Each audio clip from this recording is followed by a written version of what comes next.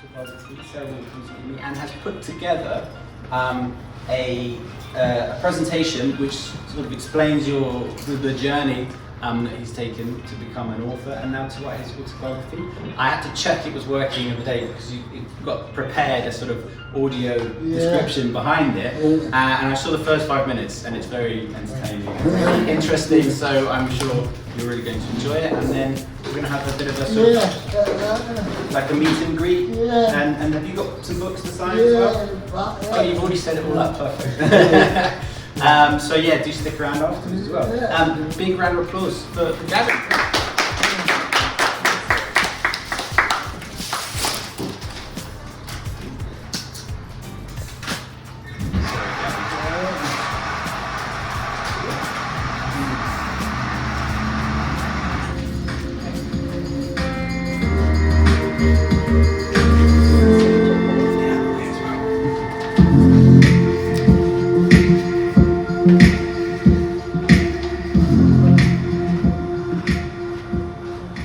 Welcome everyone. Firstly, I want to assure you that you haven't walked into a future parallel universe or a Tony Stark tribute show. It's just me embracing the use of text-to-speech technology, like HAL 9000 from the Space Odyssey movie, but owning more of a Welsh-sounding accent, albeit it not being my actual voice. So, my name is Gavin Clifton, and my brand name is The Disabled Writer. I'm a best-selling children's book author, a songwriter, a disability advocacy blogger.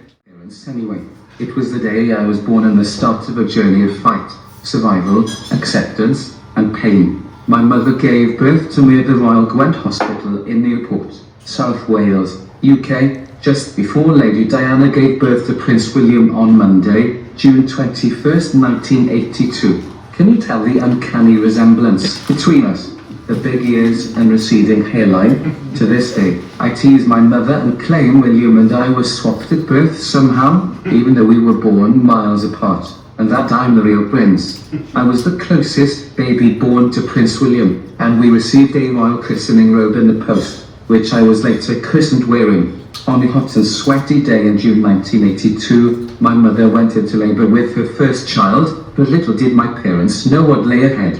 Having your first child is life-changing for any parent, but being told that your child will likely not be average during its first agonizing living hours is traumatizing.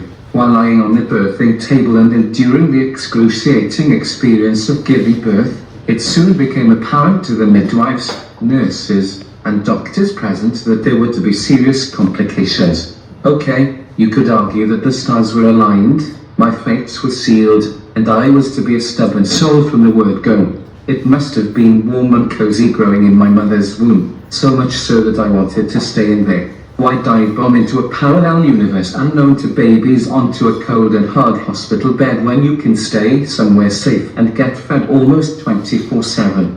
I was born breech. As I often joke to everyone when explaining how and why I have cerebral palsy, I came out into the world bum first. I bet you've already questioned my sense of humour. Oh, there's plenty more of that to come. My entire birth was a long and natural one. Well, except for the high chance that I would never walk or talk. Well, it took me longer than most to master the act of balance, but I eventually learned how to walk through my parents' persistence and inquisitive stubbornness. These days, there are occasions when my mum says that I don't shut up. On that note, let's talk about my writing journey, especially how I became a best-selling children's author, which I like to compare to being on a roller coaster ride. For a long time, I had dreamed of becoming a children's author, and my parents were constantly urging me to write a children's book, but life seemed to get in the way growing up.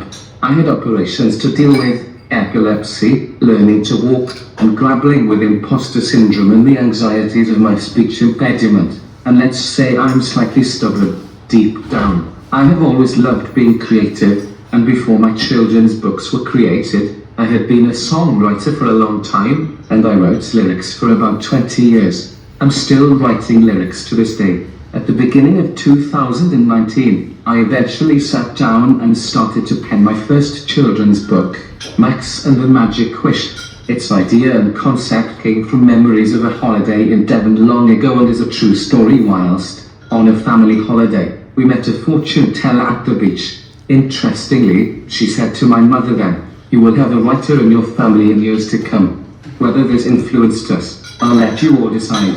Another funny story is about when we met the fortune teller. She handed me 6 lottery numbers on a piece of paper, but unfortunately, I lost them quite a few years ago. I could have may well have won the lottery by now. I guess we'll never find out, but now that my dream of becoming an author has come true, that's all that matters.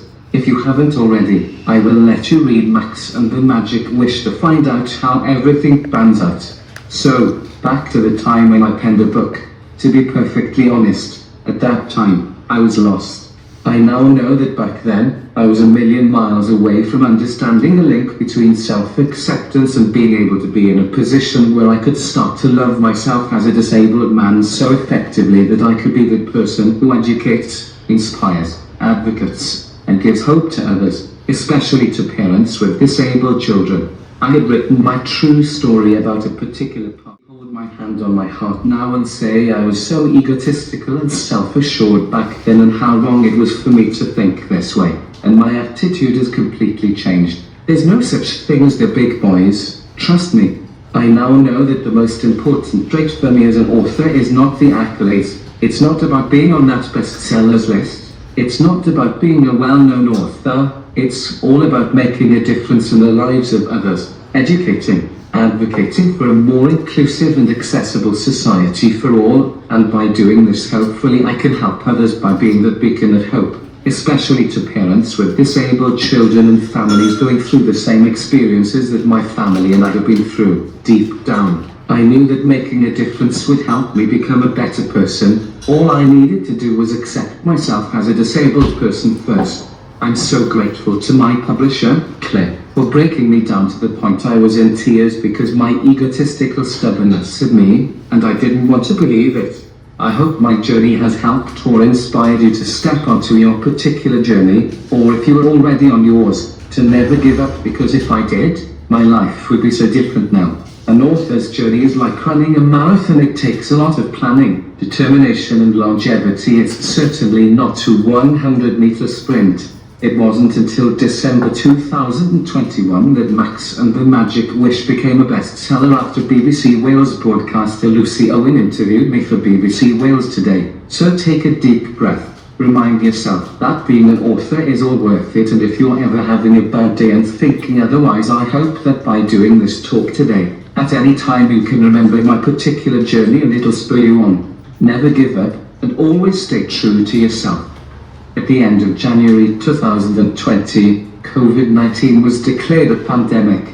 It started escalating rapidly, and various restrictions and lockdowns were introduced throughout the March, and a new way of life nobody had even predicted had set upon us. I had finished writing my second children's book, and the reason for writing this particular children's book was, even though it was way off my core beliefs and niche of disability and acceptance, Clara and I thought it would be good for me to write and publish a completely different children's story to show my versatility as a writer and author. So I set about writing a few different magical adventure short stories and sent them to her. Claire loved the story and concept I created, Paddy the Polar Bear Teddy. I got the inspiration for this particular story when I all of a sudden walked into our spare bedroom and set eyes on a nearly full-sized polar bear teddy my mother previously had given her on the bottom of the bed. So I immediately turned my laptop on and started to plot and write this magical space adventure story, and to be honest, again, I underestimated the amount of writing, editing, especially the developmental editing there was to be involved in molding the correct story structure for this type of children's story, which I now know is entirely different to writing a children's picture book. Supportive of the fact that even though I'm different, I was determined to play in the same sports team as my friends.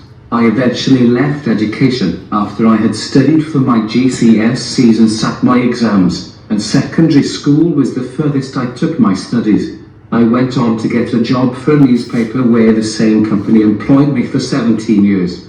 This is where I had to up my game to prove to a handful of ableist skeptics that I was academically and physically capable of working in an inaccessible office environment. I could get around, just about, but thinking back, If I were a wheelchair user, I probably would have struggled. I sometimes overworked to try and type as fast as possible to impress. Still, this was my way of keeping up with the rest of my colleagues and being as functional as them in a workload capacity would be sufficient for me to stay in my role. Unfortunately, by doing this and possibly not speaking up out of fear of losing my job and asking if I could have extra rest time, I would regularly get blisters on my wrist. I'm not too fond of the feel of wrist rests, so I periodically wore sweatbands to the office while using the keyboard mostly all day, pulling them over my wrists. But blisters still occurred. Still, my stubbornness and determination drove me on, and I was forever in autopilot mode, at least for 17 and a half years. After I learned how to write song lyrics and becoming good at it, studying song structure and rhyme, becoming a collaborative songwriter and moving on to co-writing songs for the 80s hit-making band the Corgis, who are best known for hit songs like Everybody's Got to Learn Sometime. I was asked to write a charity song for West End and Phantom of the Opera star Peter Carey. I was also asked to write a single for one of our force's sweethearts, Kirsty Osborne. Now, I had fully turned my attention back to pursuing my writing passion, and if you delve deeper, subconsciously, it had most definitely been something deep down that I have been anxiously longing to tell from a very young age, and that was to use words to chronicle and tell my story of disability and acceptance. The one way to do this was to pursue a dream of becoming an author, and truthfully, I'm now very thankful for my mother continuing to never give up on me and persuading me to follow this dream for many years. I genuinely hope the Welsh-sounding augmented voice I found on some dodgy text-to-speech website has not hypnotized you too much into a state of slumber. It's the best English Welsh-sounding voice I could find. Our disability as a person. You need to back yourself at all times, for however long it takes to overcome barriers while navigating life's journey. There will be bumps and caveats along the way, which may never leave you, but the most important thing to remember is to always keep on navigating at your own pace and in your own way. I want to leave you all with a sense of hope and now want to learn more about all kinds of disability awareness so you can become aware of how to become a more inclusive ally for disabled people. Here are a few lasting thoughts to take away with you. Always embrace your true self, allowing your unique colors to shine. Remember, being different is okay, and never judge others until you truly know them. Together, we can create a world of acceptance, inclusion and understanding, where we can educate about celebrating our differences. That's how we make a difference together. Thank you for listening.